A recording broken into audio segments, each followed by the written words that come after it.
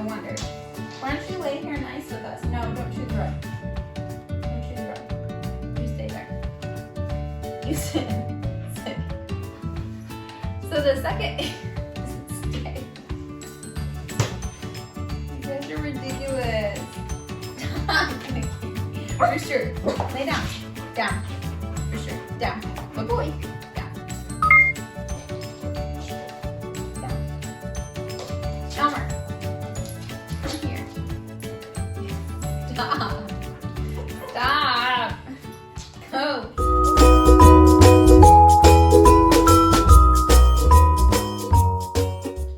Hey guys, I hope you've had a good couple of weeks. We are back with Elmer. So I just wanted to take this time to kind of tell his story. So Elmer actually had 3 different meet and greets. When I headed to take Elmer to his meet and greet, I asked her, okay, if I'm doing like a home check while I'm there, what am I looking for?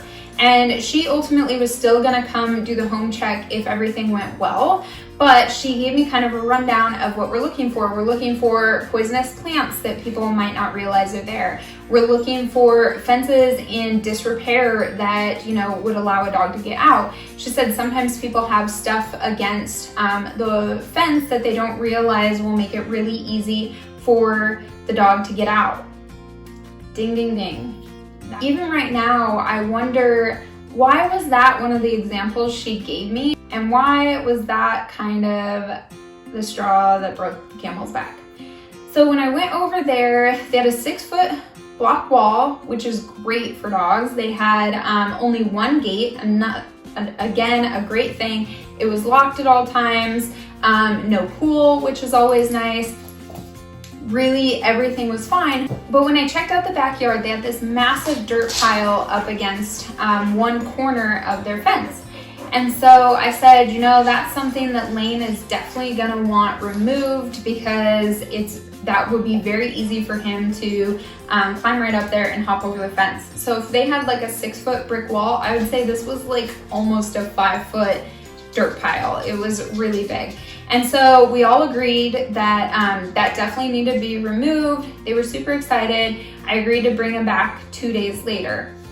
So when we showed up to take him back, the family had worked hard and gotten about half of that dirt pile removed, but it was still not very far above Elmer's head. So we all just kind of agreed he definitely should not be left in the backyard unattended. I gave them some other resources and options as far as putting them on next door for like a high school kid to pay him to move the dirt, all of those things, because that dirt pile really still needed to go.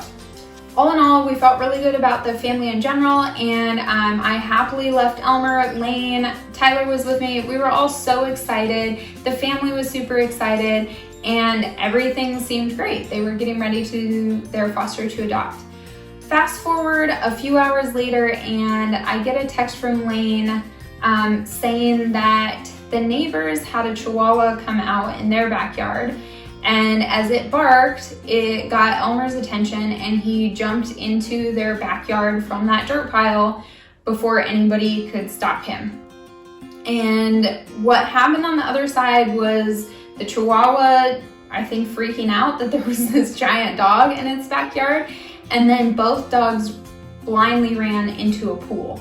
And so, I mean, that I can only imagine as the owner of the Chihuahua how scary that must be to see a strange dog you've never seen before, you've never heard before, like running your dog into the pool. And so thankfully the Chihuahua ended up being okay. Elmer was okay. When the family got to the other side, it was clear he had never tried to attack the Chihuahua, because even once he got out of the pool, he was just sitting by the fence. Like, it must have really scared him, because he definitely, she said, appeared to like feel really bad about what had happened. And so they just decided he's too much energy and it's not going to work. And I disagreed with that. I still felt like it was just one of those freak accidents. We definitely should have required that dirt pile to be gone. And I think once the dirt pile is gone, there's no way he will jump that 6-foot brick wall. And there was a lot of emotions running high in that moment because it was such a scary situation. At that point in time, they were still concerned that he might jump the fence again. I truly believe in my heart of hearts, he would not be able to jump a 6-foot wall. I only have like a 5-foot fence here, and it's they call it no climb, but it's called no climb because of goats and sheep and stuff like that, not because of dogs. It's basically a chain link fence with skinnier holes. And he is pretty intense about my cats, and he's seen them on the other side of the fence and never once tried to even jump out of it. I mean, he's put his paws up there, but he's never even like attempted to jump out. And so I still didn't think that that was a realm of possibility. But at the end of the day, if it just wasn't gonna work, it just wasn't gonna work. And that's okay. I have no hard feelings towards them. And I honestly, I hold myself very accountable for that. And I'm very frustrated with myself that I failed my buddy. I guarantee he would have never jumped the fence. I can't guarantee that other things might not have come up, that, you know, they would have still thought that Elmer was ultimately too high of energy, because it's just, I don't know. But I truly believe in my heart of hearts, had I been firm about that, the story would just be a lot different. And I totally understand now why Lane is very, very particular and very adamant about certain things with these dogs, because it's exactly situations like this that could have turned out so much worse. The Chihuahua could have been more seriously injured. He could have jumped into a yard with a big dog that might have attacked him. He could have jumped out onto the street and been hit by a car. Like, so many other things could have happened, and I'm just really thankful that those didn't. I owe each and every one of my foster dogs to be the best version of themselves, to set them up for success, and I just really feel I fell kind of short on that for him.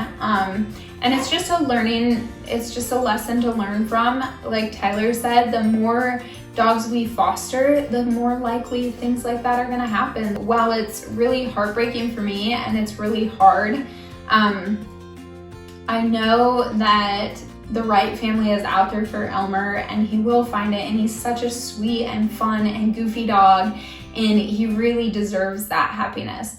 I just thought it would be easier to share on a video like this rather than like Instagram stories or anything like that. So we're still looking for the perfect family for Elmer. In the meantime, he's welcome to stay here. I will continue working with him, and he'll just continue to get to hang out and wait for that perfect family. So if you know of anyone that is an active couple that would love a fun, goofy, friendly dog, he easily could go to a home with other dogs, just no cats, as long as we were able to do a meet and greet and make sure that everybody's energy matched. So make sure to share him. The next time we talk, I hope to have happy news about Elmer finding that perfect family. And in the meantime, enjoy your pup and have a great week.